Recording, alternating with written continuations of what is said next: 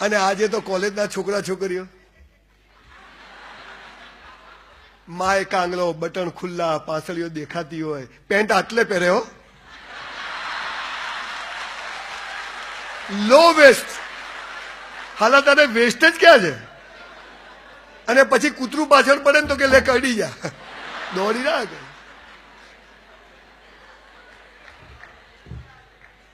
પાનના ગલ્લા ઉપર ઉભો હોય,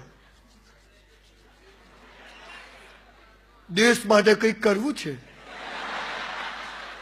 અરે સાલા તારા માટે કર, દેશ છો ચૂલામાં જતો, તું તારું કર.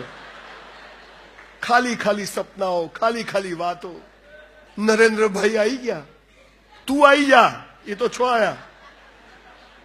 સુલતાને 300 કરોડનો ધંધો કર્યો, તું 30 રૂપિયાનો કર. સુલતાને 6 કર્યો. ખાલી ખાલી વાતો, બધું બીજાને બતાવવા જીવવાનું. સંજયભાઈ ઘરે આવે ને તો નવી ચાદરો, આહા, અને આપણે ફાટેલી મૂકતા હોઈએ.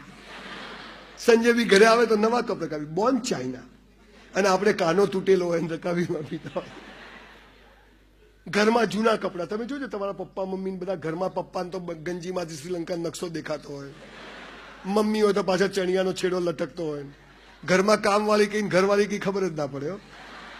અને બહાર જાય એટલે એકદમ નવા કપડા. તમે જુઓ, તમે આપણે બધા દુઃખી છીએ કેમ કે ખોટું, બહાર જશો ને એટલે તમે તરત હા નવો ડ્રેસ, નવા કપડા.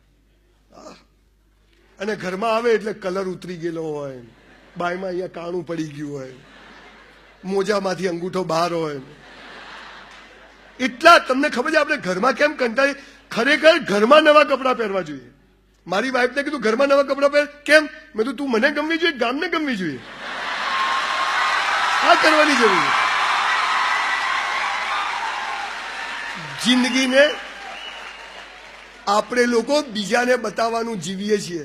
આપણને બીજાને બતાવવાનું જીવવાનું શીખવાડવામાં આવ્યું છે. સાહેબ તમને ખબર છે, તમને 300 ધર્મ અને 3000 સંપ્રદાયો આપણા મગજની પથારી ફેરવી નાખી. તમને ખબર છે પાપ અને પુણ્યની વ્યાખ્યા શું છે? એક જ લીટીની વ્યાખ્યા છે સાહેબ. જે બીજાને બતાવવા કરો ને એ પાપ, અને પોતાને બતાવવા કરો ને એ પુણ્ય. આટલી જ વ્યાખ્યા છે. આખી ટ્રેનિંગ, આખી એજ્યુકેશન સિસ્ટમ, આખી સોસાયટીએ એ જ તૈયાર કર્યું કે બીજાને બતાવવા જીવો.